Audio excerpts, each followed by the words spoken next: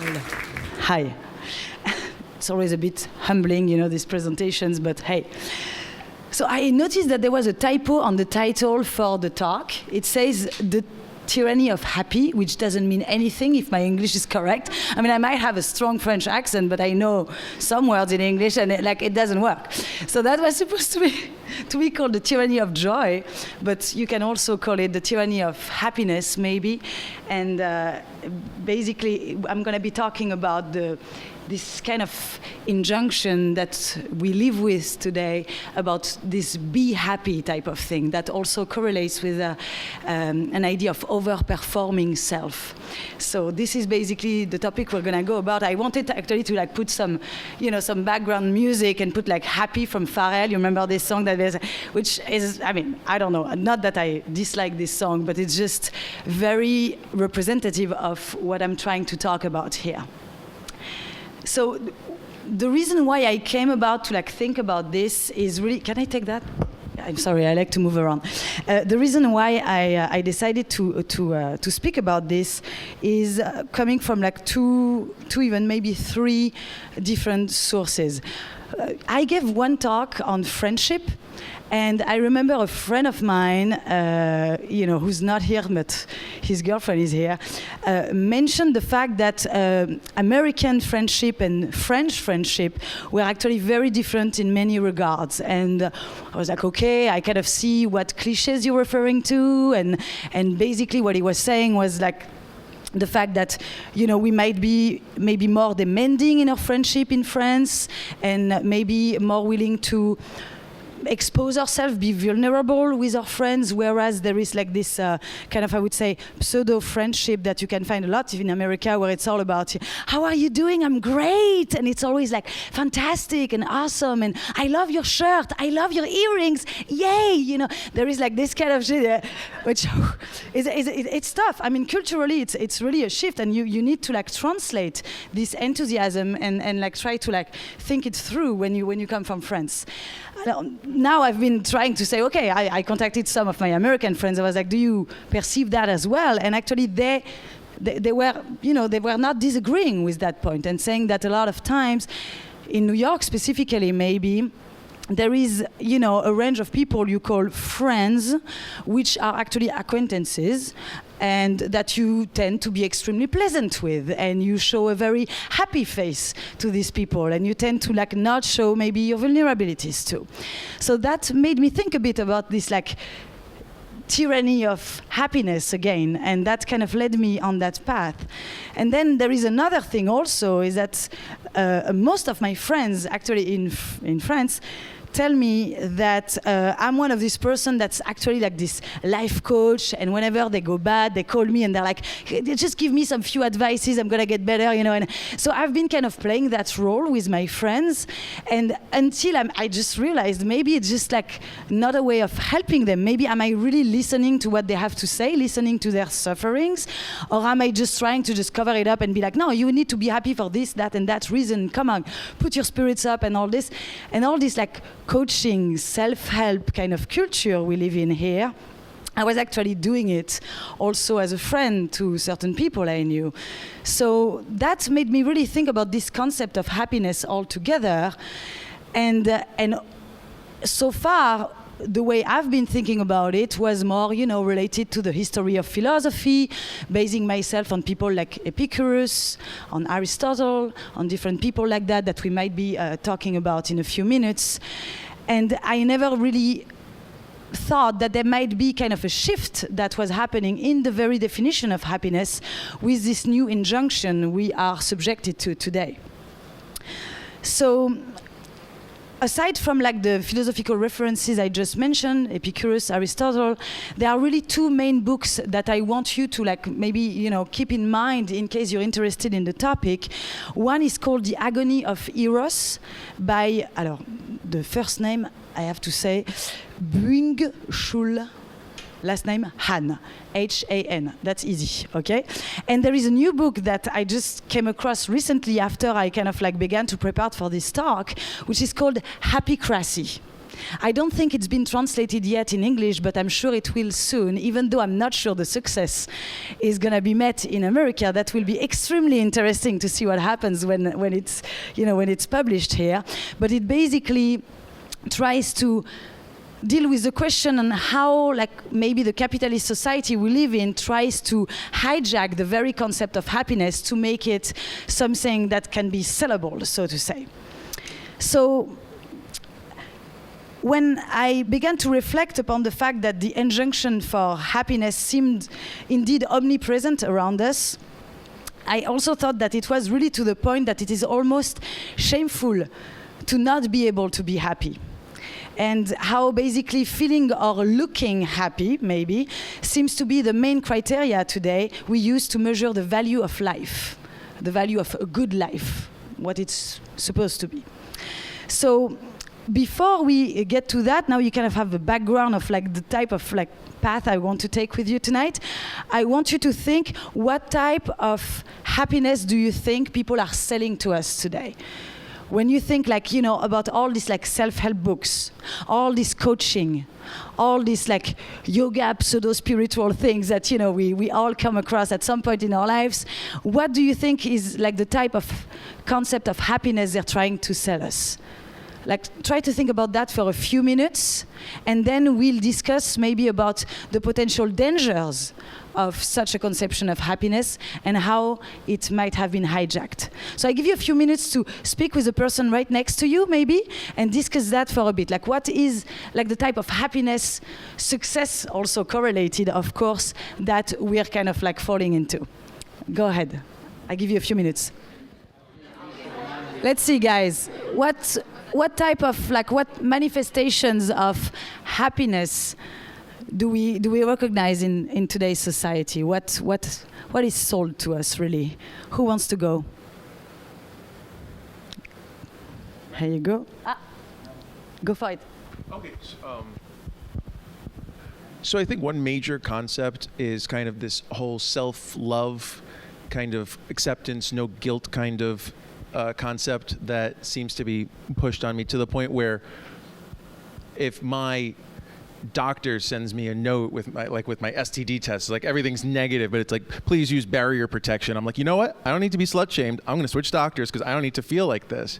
So I think overall, the concept of happiness that I feel has been shoveled onto me in the past couple decades is kind of this sense of entitlement of I can be whatever I want because I'm amazing. But it's that's not true. Not everyone's amazing. You're probably not. I'm probably not. I'm definitely not. But anyway, that's all I have to say. Thank you. That was and a lot of things that you say, the self-love thing and the self-achievement thing. Personal development is also something you find a lot into the positive psychology that is very much in fashion today. What else? I want to answer your question in the negative to begin with, actually. So I was thinking about happiness being such an overloaded term, and it's hard for me to grapple with. So I was trying to think personally, what's a concept that's the closest to it? And I came up with content. And I was that's not what they want, self-care you can always have more of, but content is not marketable. Yeah. Okay, so that would mean that the concept basically would have something superfluous to it, or maybe superficial? If there is no content, or bottomless in the sense you're never satisfied and you want to content. Satisfaction, but in the sense of serenity. Yes, so then that's another point indeed, the more the better. When you see advertising, it's always about, and when there is this quote in Mad Men, but I'm not remembering it quite, but it says basically happiness is this moment, as soon as you have it, it's when you're thinking about how to get more. And so it's never ending, so to say, and that very sellable concept of happiness. Going along, I think, with the first two people who spoke, I think there's often a concept of self-invention. You're supposed to have a personal brand. You're supposed to make up a person and then become them so that they're real. And this is portrayed as happiness. Yeah. And this comes down to what you were saying about also like I can do whatever I want, or I can be whoever I want to be, basically, and there is like a plasticity, so to say, of the individual that is able to basically build a personality on his own or her own. Who else? Go ahead. I'll just say really quickly, that just sounds like self-realization, you know, and you're able to embody something that you're striving towards. And it doesn't have to necessarily be a selfish thing or, you know, put into the way of entitlement, right? It's just about creativity and expression. So, and that's happening. Yeah, but there is a lot of, you know, jargon around that, kind of, and very contradictory, as we can see right away. Because if it's about self-realization, if there is no self and the self needs to be invented, then what the fuck? You know, it's either or. And so you find a lot in this, you know, kind of, you know, I wouldn't say it's a definition really, but this like vague messages and like disparate messages that we get about like what type of happiness we should be thriving, you know, for. It's actually very contradictory, very vague, and we find ourselves, you know, in different ways recycling some old theories. So I'm going to say a few words about them very quickly, because I don't want like to have too much like of a philosophy class right now. But they recycle a bit, I think, of Epicureanism, in the sense that pleasure should be extremely important when we experience happiness, right? Pleasure definitely, you know, should be key. We should experience joy, etc., etc. Okay, but they never, you know, tell you that pleasure is something ephemeral by nature, whereas actually one of the very fundamental definition of pleasure versus happiness is that pleasure is gonna go away and you need to replace it, and happiness should be a state of like serenity or contentment, as you said, that you can't reach if you're like always running after the next pleasure, right? So that's one thing. Then there is also, and that's kind of contradicting Epicureanism, it's like this idea of stoicism, like don't let the outside world affect you in any way, because you're gonna grow your happiness from the inside, so to say. It has to come from you. Like the external circumstances, so to say, play no role whatsoever in your state of being happy, because happiness is something that you're gonna decide, or something like this. So you find that a lot as well. Then I would say three more maybe references that I think are kind of like recycled, but also kind of, you know, recycled not really authentically from a certain philosopher. You find references to Aristotle, for whom happiness has really to do with self-realization, indeed, which he calls virtue or eudaimonia, but it has really to do with like this idea that you need to excel in whatever you're good at in order to have a good life. Now, if I tell you that just like this, without like digging into the context in which Aristotle was actually speaking, you can easily kind of take that discourse and say, yeah, self-realization, personal development and all that. So you really have like this kind of root that you can find in this discourse. Then I also think you might find some Descartes as well, which has to do with Stoicism.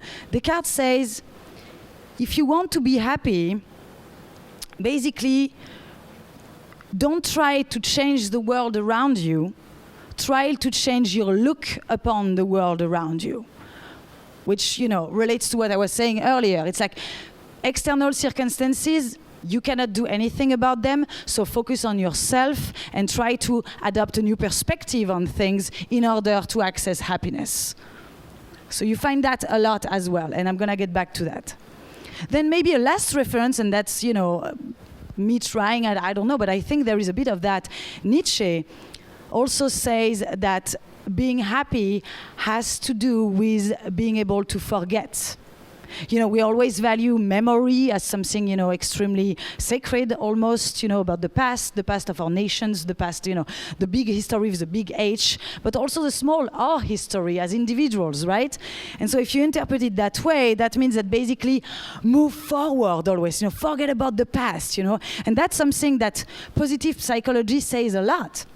Positive psychology is a movement basically born, a few decades ago, very young, that tried to kind of counteract the negative psychology, so to say, that psychoanalysis, for instance, was trying to promote, namely focus on what's wrong, try to dig the shit under the rug, and you'll feel better maybe. But basically, it made you focus on like the negative things in your life.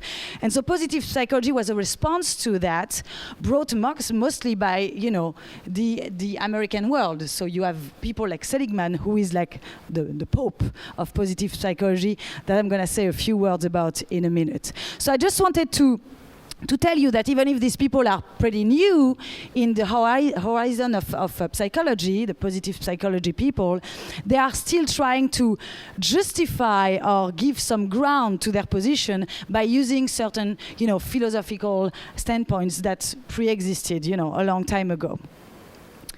So you find, again, personal achievement, as we said, self-realization. That became an obsession, like literally. Individualism as well, focusing on the self. I'm happy, that's what matters. It's always very personally focused, like it's me.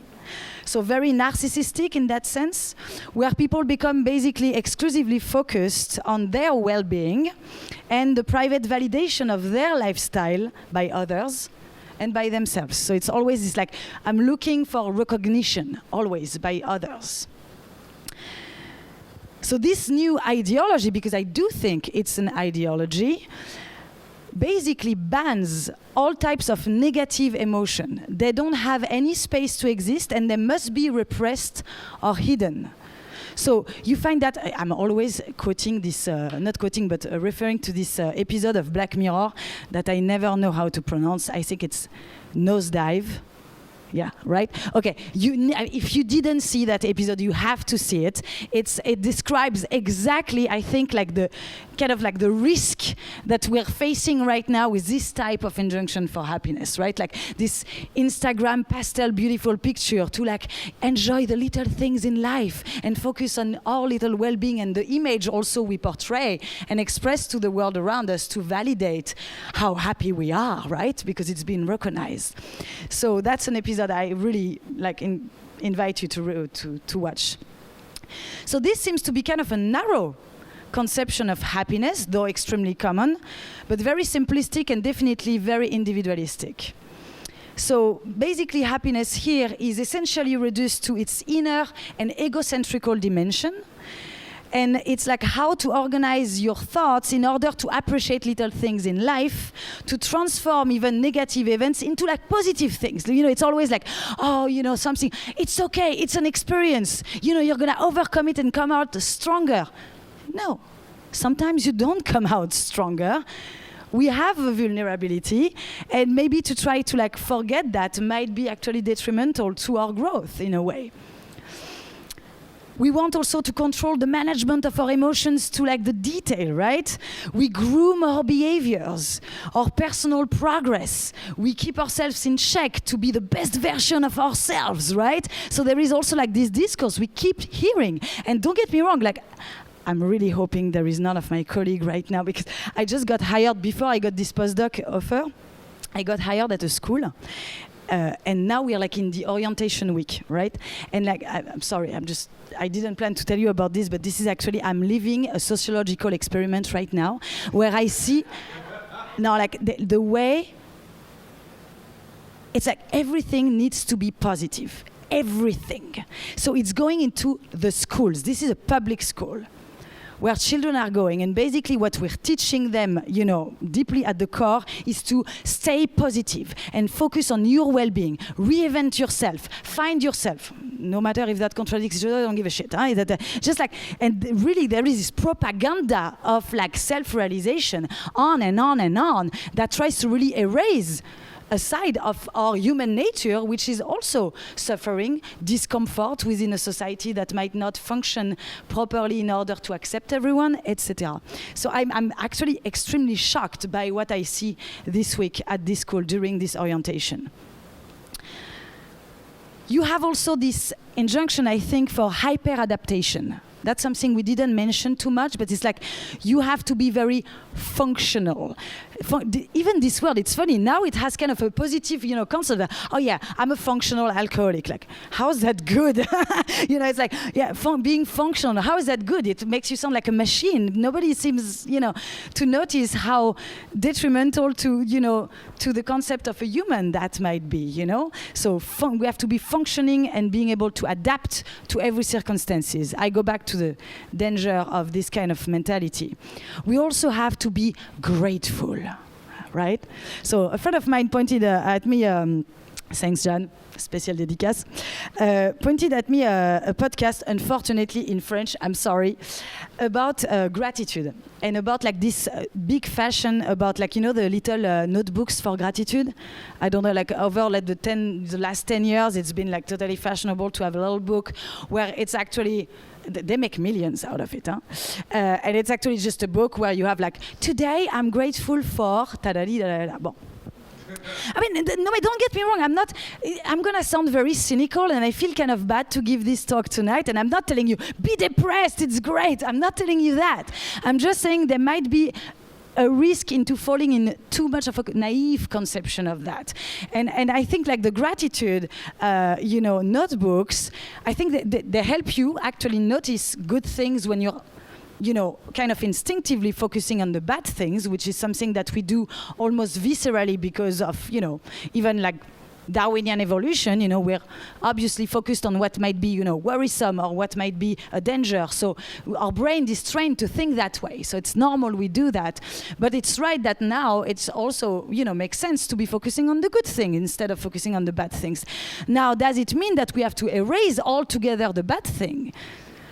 Maybe not. And this kind of promotion of this like gratitude books might also like put aside all sorts of like resentments and frustration that might, actually be productive in a more, broader sense, namely like changing society maybe, and not only changing your inner perspective because you think you cannot change the rest of the world.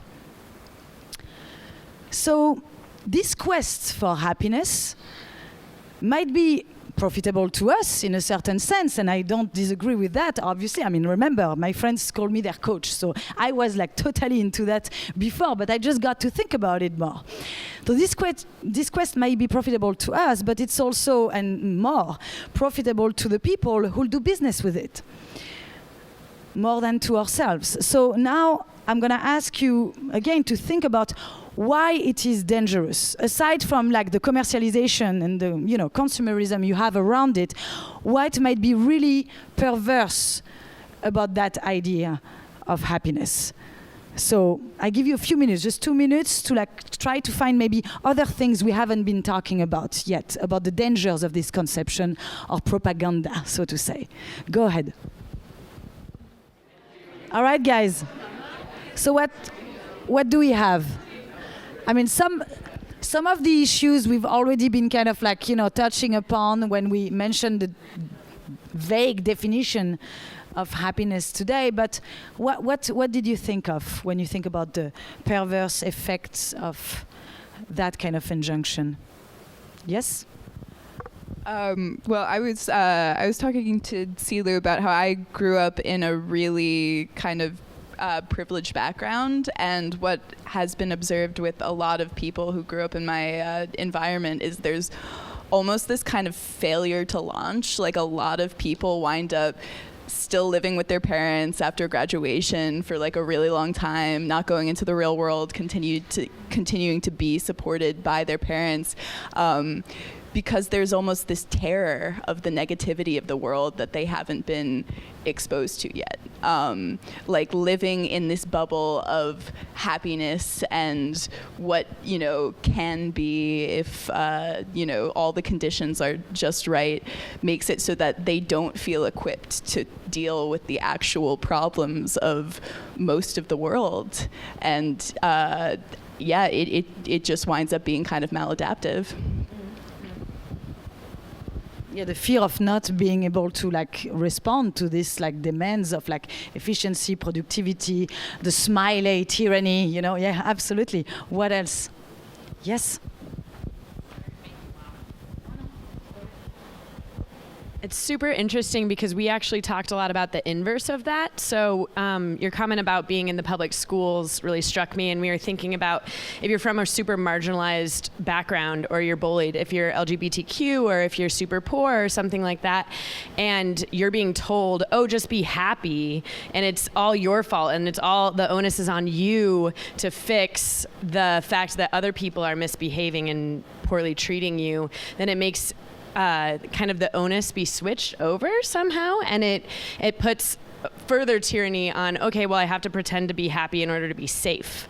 And sometimes people are unsafe, not because they're doing anything wrong, but because the people around them are. And so it kind of like extrapolates into this other world where it's not just, oh, I want to be cool on Instagram, but it's, I have to pretend I'm happy as I'm being like beat up, or I have too scarce of resources to thrive, or something like that. Yeah, that's definitely a point I'm gonna be talking about. Anything else? Yes. I think what we were talking about is that a concentration on joy or happiness shifts value systems, and then those value systems become corrupt in a way where they shift perspectives, maybe perspectives on things that we live our lives around, maybe art, music, culture, all these things which do have a kind of value and are inherently part of what we live throughout our human lives, like in time. Not only that, but then if we give ourselves over to those false value systems, our time is corrupted as well.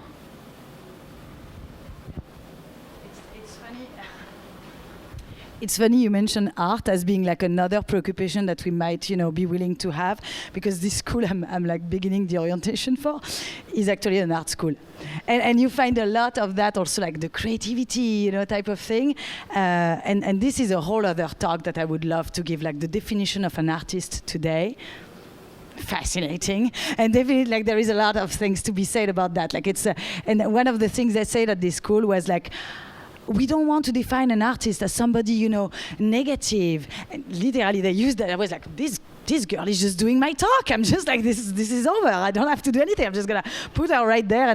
And she said, this like negative, romantic, kind of, dressed in black and like dwelling. It's, and like spitting on the word. No, it's like being creative in the sense like whatever you do, whatever whenever you take an initiative or do a project, you're being an artist. And I was like, innerly, I was like, this can't be. I mean, like, are we serious here? Like, what the fuck are we talking about? But seriously, like there is really, and nobody can raise their hand. There is all this nodding in the people, because that's kind of like the discourse people want to hear. It pats us in the back. It's just like, we're so used. It's like this marmalade of like positivity that we hear all the time. It's exhausting. Yeah. So that kind of lack of critical feedback is something that really can also hinder personal growth. So here's this concept of happiness and joy as being, and positivity as being, and self-esteem as being like the goal for all of the interactions for, let's say, students or whatever. Meanwhile, I have a very close friend who was in an acting school for college, for his undergrad, and one of his professors brought him aside and said, "You're really talented at the." He had to take a costume design class. He's like, "You're really talented at this. This is a really good strong point of yours, which is great because you are a horrible, terrible actor, and you should never act professionally." And now he designs Broadway show. He's a costume designer on Broadway. And so that kind of negative feedback of saying like, this is not for you, this is bad, I know it's your dream, I know you love it, but you're awful at it. That's something that some people really need to hear in order to really genuinely self-actualize. And so now he's doing something where he can't imagine himself doing anything else. He's wildly happy and successful because he got like honest criticism, and it was the best thing for him. And that's something that I think is kind of being lost on this, this generation that's in high school now, where it's like almost the opposite of what that lady said first about about needing to feel like you're happy while bad things are happening, it's also the opposite is true, where you have fringe groups that are demanding that everyone accept every weird and freaky thing about everyone. Everyone needs to accept everything about everyone. It's like, no, you might be a dick, and I don't need to accept you if you're a dick, you know. And that's kind of my point. You know, it's like a little bit more give and take.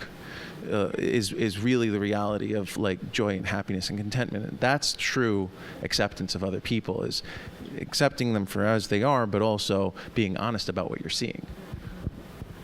Yeah, you find this like dream realization, like follow your dream, very often.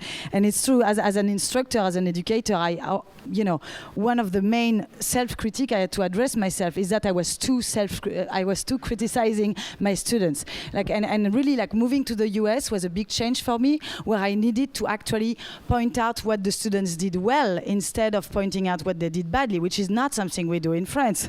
It's like, you fucked up for this, that, and that reason. And when there is nothing on your copy, that means that you did good. You're not going to be flattered or, good job. No. If they're going to help, but that's also key to progress if you're able to take the criticism. And that's something in ability maybe we're more and more losing today also. Yeah. So basically what's interesting about this quest for happiness, I think, that is really omnipresent. I mean, today really it's crazy in magazines, in corporations, television, in apps, therapies, coaching, books, airports, dietetic advices, everywhere. It's really kind of omnipresent. It seems neutral. It seems apolitical or non-ideological, because when we think of happiness, we think it's just like a legitimate and universal demand or claim, So it's obviously something we all want. Therefore, we are not, trying to propaganda anything when we speak about happiness. And that's kind of I think the trap that I'm, trying to look through right now. So in a company, for instance, you're gonna value the employee who look the most happy. That's also something very, interesting today. And companies care about happiness of their employees for what reason? Productivity, obviously. You're more happy, so you're going to be more productive. So I'm not saying it's a bad thing, but it's just it's very well, embedded into a very productivity-focused economy. They don't want you to be happy for the sake of you being happy. They want you to be happy because you're going to be a more efficient, productive, functioning human being within the economy they are actually, promoting, right? So it's basically this commercial hijacking of this quest for happiness serves the definition of success that today's narcissistic society, I think, seeks. And it's beneficial for companies, but also for institutions that promote the economy of consumerism that we live in. So the injunction to be happy, very often, if you look closely, is correlated to the idea of being a better person. So that's something, it's kind of a slip that we find very often. It's basically, be happy is also become better, so to say. And it becomes a political tool, not only an economical one. It shapes how the good citizen should behave or should function, again, so to say. So this type of performing happiness seems to shape people's life to give them a better mood, better health. Literally health became also an obsession, but to a point that is, I think, unhealthy, so to say. But I get back to that maybe in a second if I have time. But also a better aptitude, again, for adaptation, motivation, productivity. But one point that I think was very, very true, I think it's what you brought, is it's this idea that happiness somehow is always a personal choice, always. And that's really what bothers me the most. So I don't know if you looked at the movie The Pursuit of Happiness with Will Smith. I don't know if you remember that movie. But I mean, you have thousands of movies who look the same. It's always about overcoming the obstacles and no matter what, follow your dream, be happy, happy ending. But that's this really is very, closely echoing this myth of the self-made man that we still, kind of promote in America, and that I think to a certain extent is very poisonous to social change. And I'll get back to that in a second. I'm just going to finish about this idea of happiness as a personal choice. That also makes unhappiness as a personal choice as well. So now when you're unhappy, somehow it's your fault. Somehow, basically, if a person suffers, she or he is responsible for it. She or he didn't make the right choices. She or he wasn't strong or persistent enough to overcome the negative circumstances he or she fell under, So you have this kind of naive optimism at play all the time with you can be whatever you want to be, with this very paradoxical imperative that you find a lot as well, be free. God, okay, that's an order. Be free. What does it mean? Be yourself, be free. It's like, if you want, you can, be free. All these things, we never kind of question them and really think, what does it mean, really? What do people want me to think when they order that to me, So that's also something I noticed, in studying all this jargon. This positive psychology is very much obsessed with the verb can. So you always find it's not should anymore. Should was in a disciplinary society, and we should get rid of that, right? Now it's can. You can. Therefore, you are responsible as well, right? And so if you fail, again, it's your fault. There is no space at all for being able not to be able. That doesn't exist anymore.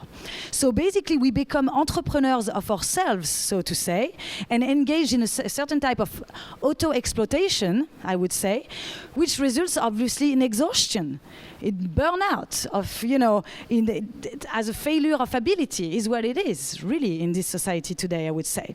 And here I'm going to quote the first book I mentioned, which is The Agony of Eros by Han. And he says, "Whoever fails is at fault and personally bears the guilt.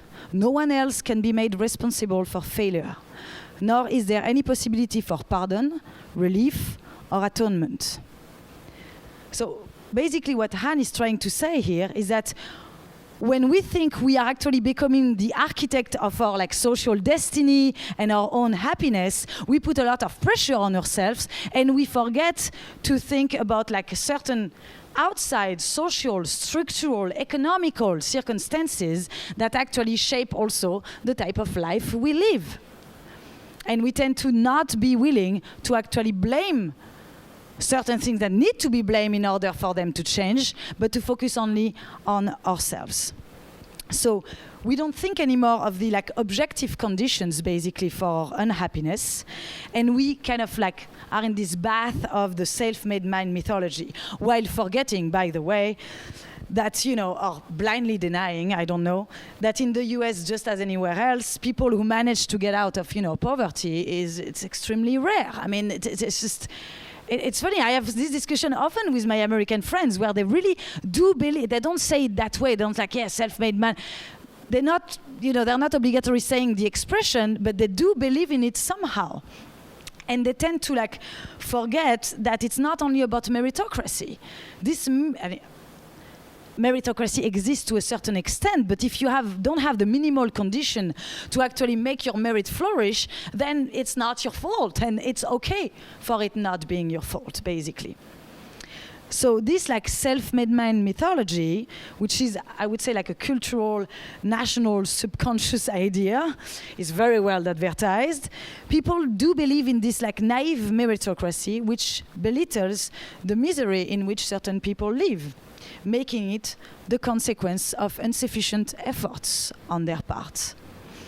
And obviously also belittle the patent fact that the US is one of the countries where social inequalities are the most important still to this very day. So instead of focusing on the structural problem of society, what we do is we focus on the individual psychological deficiencies we might have. So this is a very individualistic perspective that now prevails over a social or collective perspective, basically. And it legitimates in return individualism, happiness as a personal achievement, as I was saying earlier. We're anxiously focalized on ourselves, continually, preoccupied on our, correcting our defects. Even again, you have that as like to grow on the metaphor of the machine. And that comes with the obsession of our own physical and psychological health. There is this, I quote again Han, who says this absolutization and fetishization of health. You find that a lot. I'm not going to give you examples, but obviously this is becoming extremely, omnipresent, again, as an injunction, a very, very strong injunction. So, aside from the infantilizing discourse that you have, at school for teachers, not for students, who, promote this kind of like, good job, awesome type of, philosophy, I want also to add a few things. There is like this, the more the better type of danger that we mentioned a bit earlier.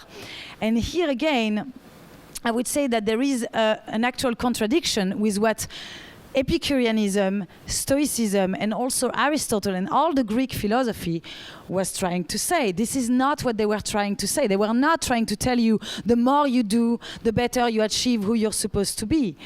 Actually, one key concept of Greek philosophy about happiness is really into like stop desiring. I mean, but if you stop desiring in the consumerist society, we're fucked. So obviously, they're not going to advertise this type of contentment. They're always going to make you desire more and more and more, pretending that you're going to be more and more and more happy. But it's not. Happiness has nothing to do with that, precisely. Now, don't get me wrong. I think that this idea of like contentment can also be tricky, and you can also find it somehow in certain, positive psychology books. Like, namely, just content yourself with what you have, be grateful, etc., etc. So you also have that contradicting the more and more, forcing for you to shut up, basically, and not contest, whatever is problematic around you, and be just grateful for the good things and forgetting about the negative again. So this is like kind of this gratitude or resilience promotion that I'm, aiming at right now.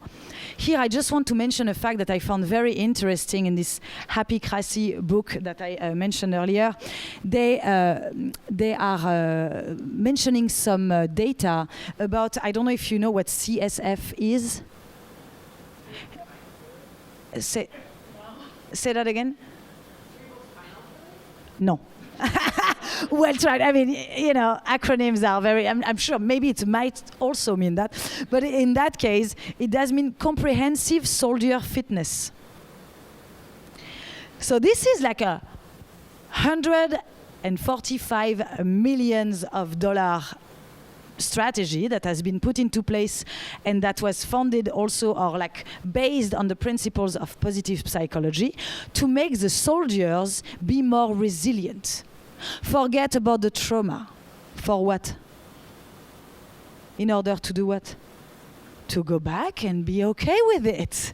So this is, to me, a very good example or illustration of how dangerous this kind of appetite for absolute resilience and gratitude for everything can lead to. It's actually very dangerous. And that, again, takes me to another episode of Black Mirror, which I forgot the title of, but it's about the army, and they have kind of this mask that kind of covers up whoever they're gonna shoot, and they see cockroach and they call them roaches, and it's actually kind of like a mental manipulation on soldiers so they don't see what they're actually doing, and they're like controlled psychologically to forget anything that could have been, wrong morally, basically, to go on and not suffer from guilt, for instance.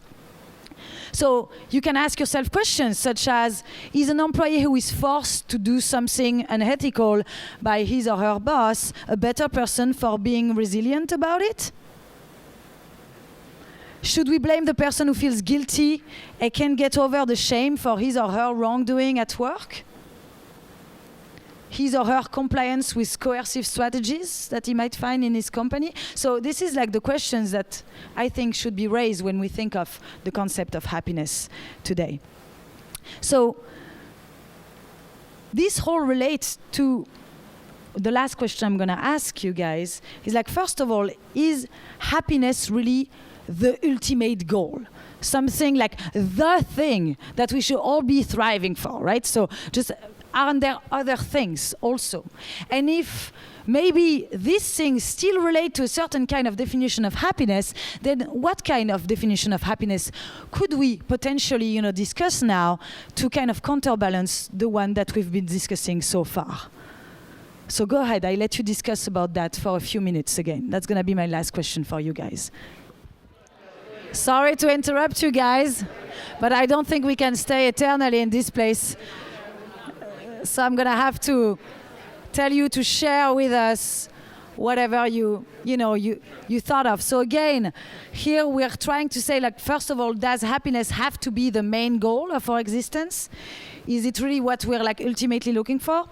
And is a good life a happy life in that like kind of successful sense we've been discussing so far? So what did you come up with?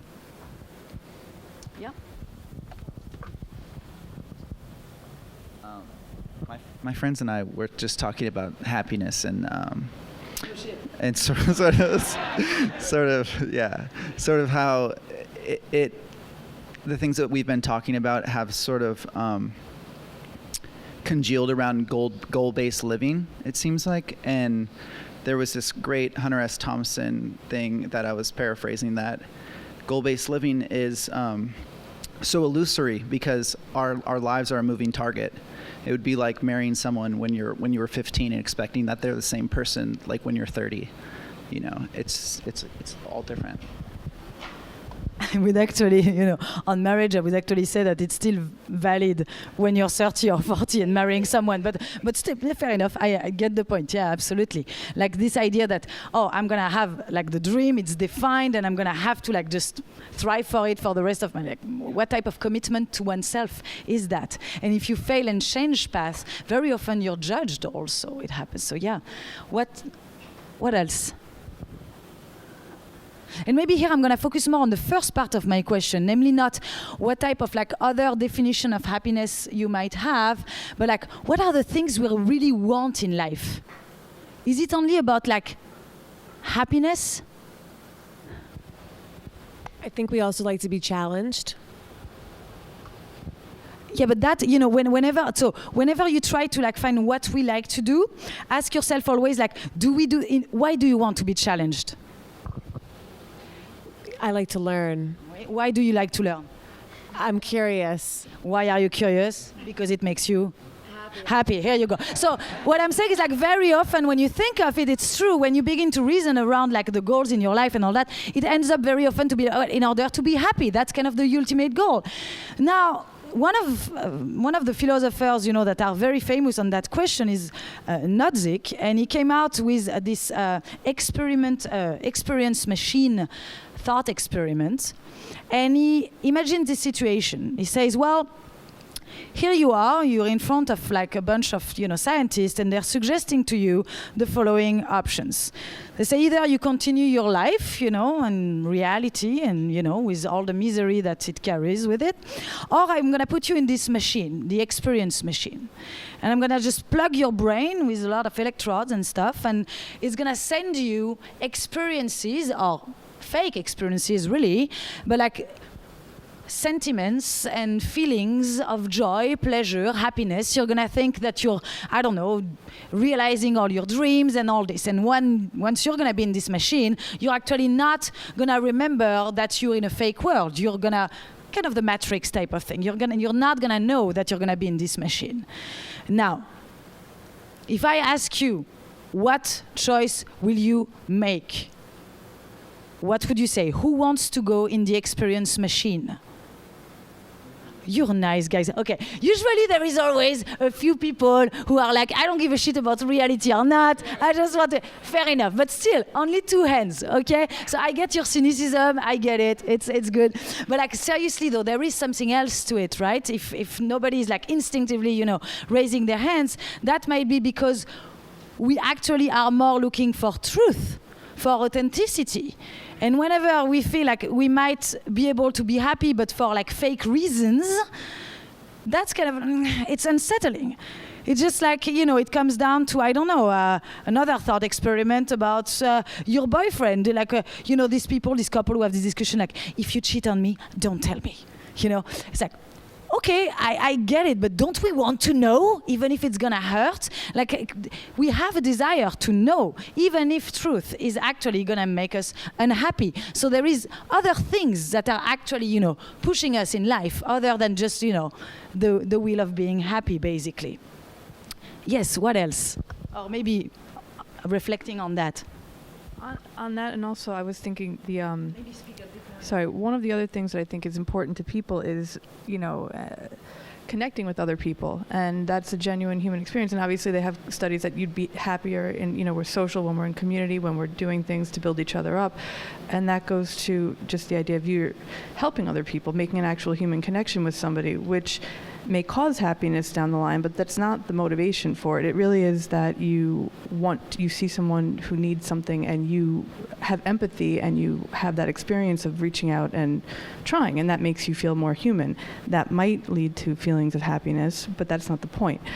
And that's the part of like the self-help stuff that they stop short of. They don't really explain that that's kind of like the essence of the importance of it, not just like feel good, feel happy, but what actually fosters that at a deeper level. Absolutely, that's an excellent point, actually, because it's something that Kant says. So Kant says, well, happiness has such a blurry, subjective definition. We might all say we want to be happy, but God forbid we're going to have the same recipe for it. Because if I'm, let's say, I don't know, I'm poor, I'm going to think that then money is going to make me happy. I'm sick, then I'm going to think that health is going to make me happy. So we all agree we want to be happy, but we can't agree on the means towards that, that ultimate, supposedly universal goal. So he says that's not something we should rely on regarding what we ought to do or should aim for in life. And therefore he says morality, you say connections with others, but you also said empathy. Morality is, or should be at least, the main goal. Now, some people might have said, and you find that in self-help books a lot, care about others because then you're going to feel good and it's going to make you feel happy. But as you say, that might be just an accidental kind of result of you behaving morally, ethically with others, caring truly for others, and it shouldn't be the main goal. And Kant insists deeply on that, saying like, as soon as you feel like what you're doing it in order to feel happier, even if it's through feeling more humane, but at the end of the day, it's still to feel good about yourself, then it's not a moral action anymore. It loses its very virtue, so to say. And it's true that sometimes in life when we really reflect on what's important, it's not only our own happiness, for God's sake. It's also like the moral situation of the world we live in, okay? So that's like two different things. Truth, authenticity on the one hand, but also morality as, certain principles or like kind of goals we have in life that sometimes, put aside and should maybe put aside the care for happiness, the overcare, I would say, for happiness. Now, still, maybe let's build on a little bit about like what could be a true then definition of happiness, a truer definition of happiness, or something that here I'm just gonna, because we won't have time, I'm just gonna maybe draw some path, but what could it be? What type of happiness then should we try perhaps to promote instead of the type of like success, commercialized industry of happiness type that we've been describing so far?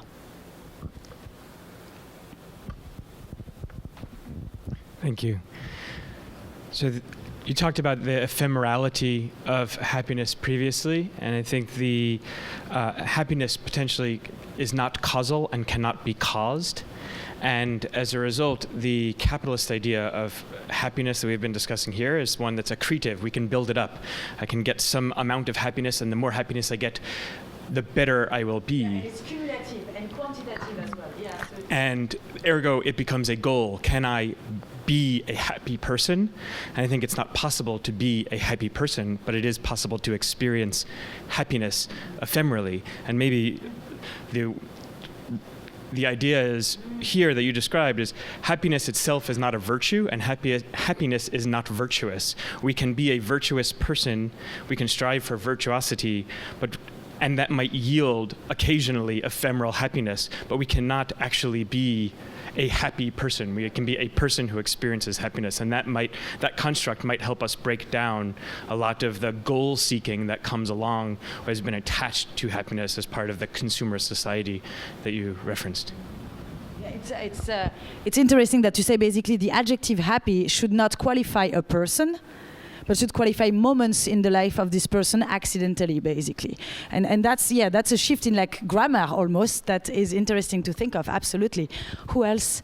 Go ahead and then. Okay.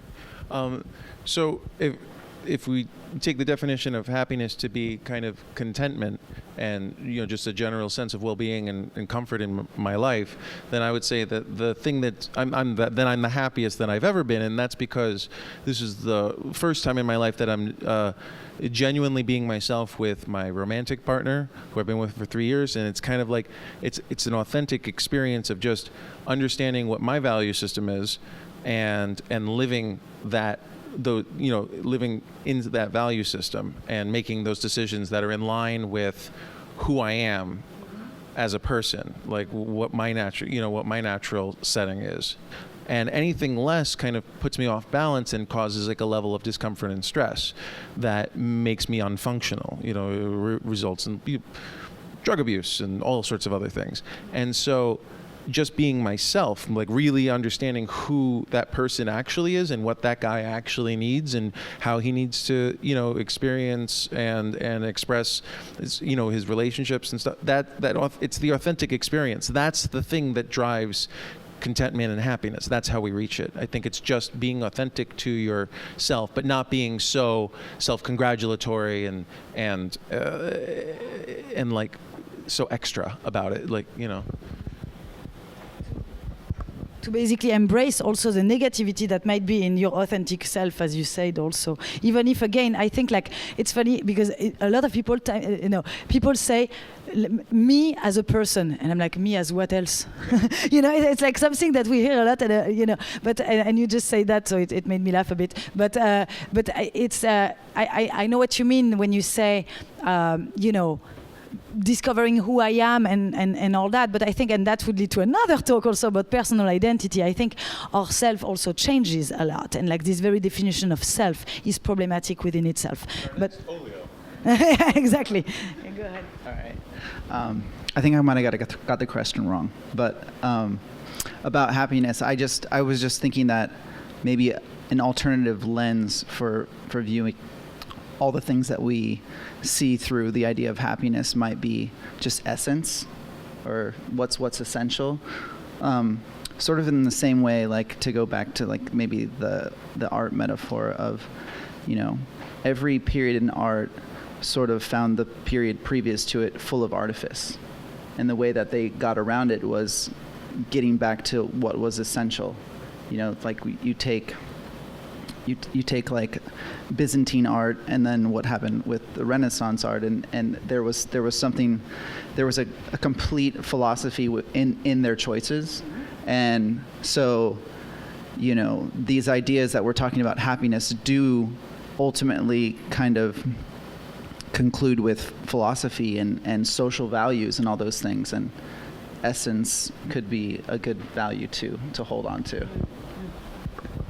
Essence is a pretty, vague, but so as an alternative to happiness being the sole goal, basically.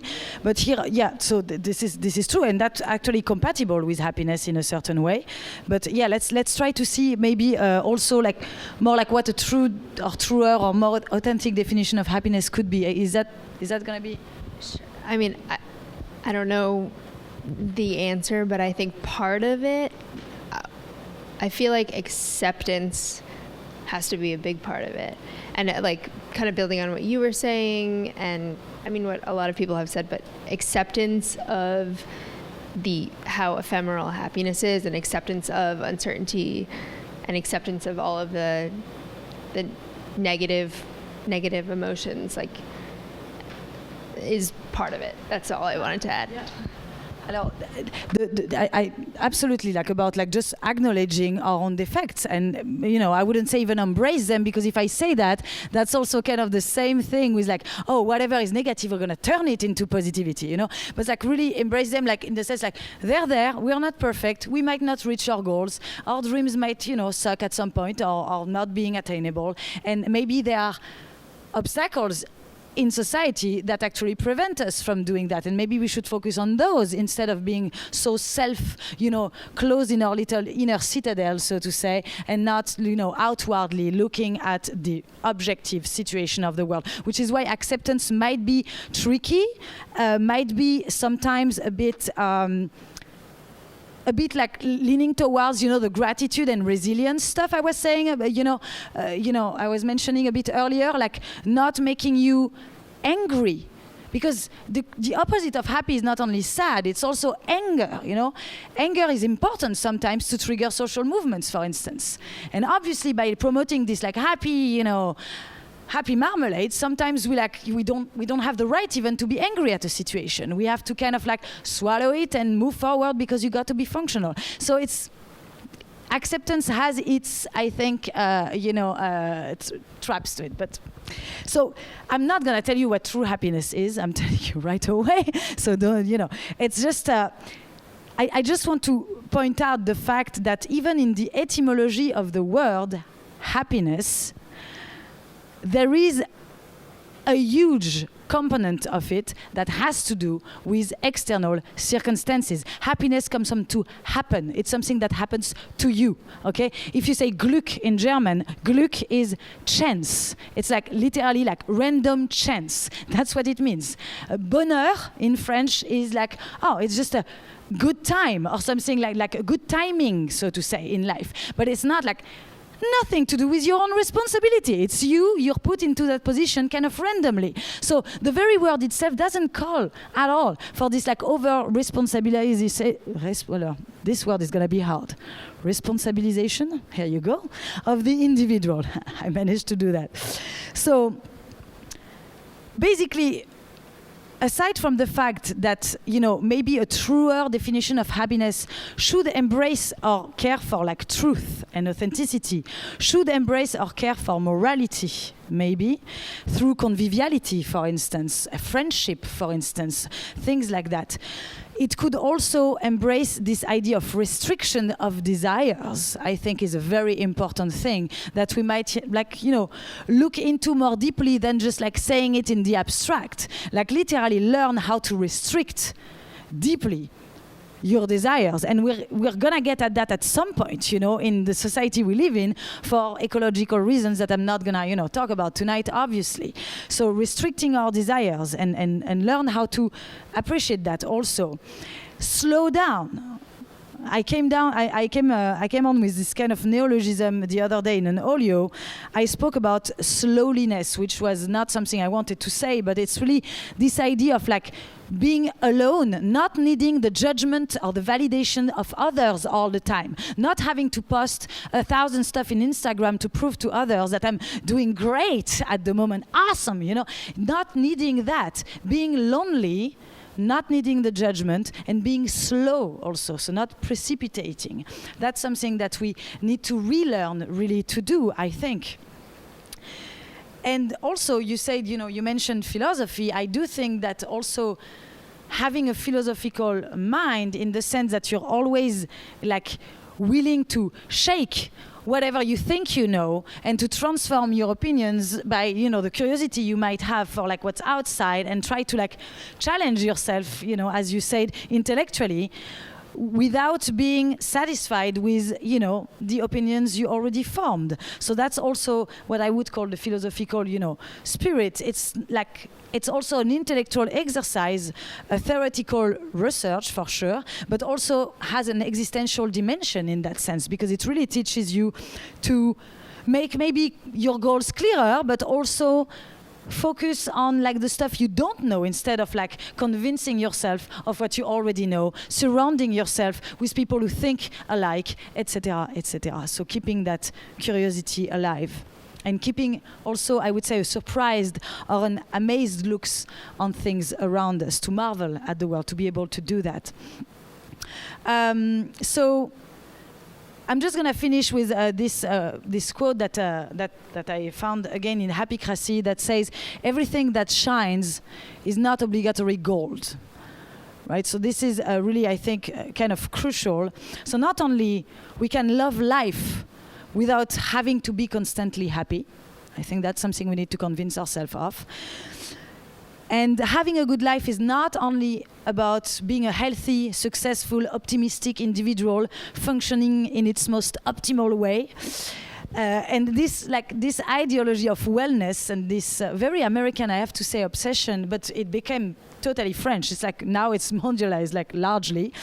This obsession with like self-fulfillment, this cult and this industrialization of happiness brings with it a dangerous anesthesia regarding social sufferings and systemic issues within our economical and political institutions.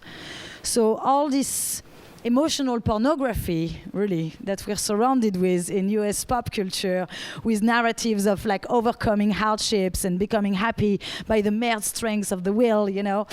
All this, you know, psychological perspective that prevails again on social perspective, I think is extremely unhealthy to a certain extent.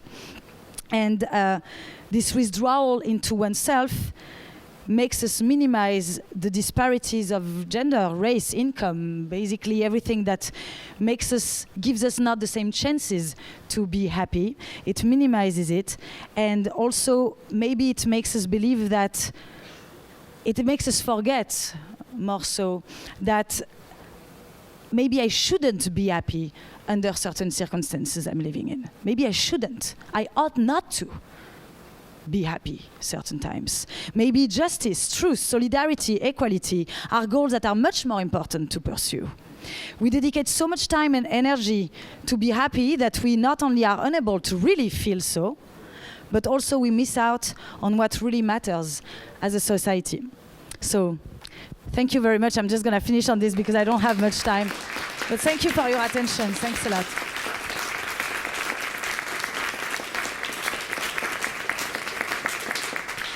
Well, there was a lot of other stuff that I wanted to tell you, but I don't have time. So, do you have any questions, maybe? I like to kind of put the questions within the talk, but maybe some like remaining questions might still be there. I don't think we have a lot of time, but maybe like 5 minutes. Yeah. Oh, I was just going to ask you if you saw this discussion kind of as being related to, I think you mentioned it for a second, like the subversion of will. I don't know how it relates to me with this happiness, because the happiness like ultimately kind of is linked to this kind of like societal repression and also subversion. Like you're subverted by all this happiness all the time, by all this advertising. But there was like a great article that came out a couple weeks ago or months ago about how the internet and all the apps that we use were built to sort of like hijack our brain and subvert our will, and that the outcome of those things have huge political repercussions, you know, and I don't know, I think the happiness thing is linked to all those same things. Or I mean, one thing that I'm going to probably focus on my research is going to be the relationship between happiness and new technologies. So I mean, literally, this is but I could go on for hours on that, so maybe I won't. What I suggest right now is maybe go grab a beer, and if you have like a question or if you want to come to me, because I think we need to actually let this place.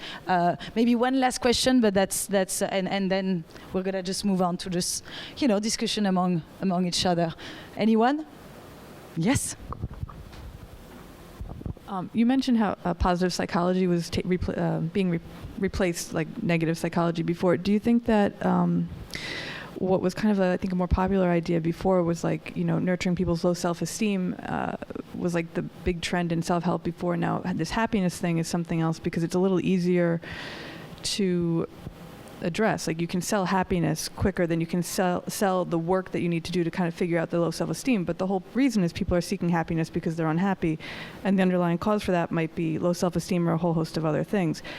And I think the problem with the low self-esteem is that it makes you feel incapable of handling what's going on in the world or whatever's going on in your life. So you can still have bad things happen to you and be unhappy or sad, but if you have relatively good self-esteem, for example, you kind of weather that a little bit better, the ups and downs. So we've like moved away from dealing with that to just happiness as almost like a Band-Aid, because it's easier to sell, you know, for all of the reasons. And like, you know, every social media, it's personal, you don't have to deal with other people to fix it. But it's kind of like this fool's errand that you can't get happiness by yourself, really, like, because it does maybe require you to interact, or, I mean, depends on the person, but so I feel like it's maybe like replacing in some ways the real psychological work that some people need to do to get functional, not to use, you know, in functional in a better sense of the word, yeah, in like a better, you know, a better definition of the word functional, yeah.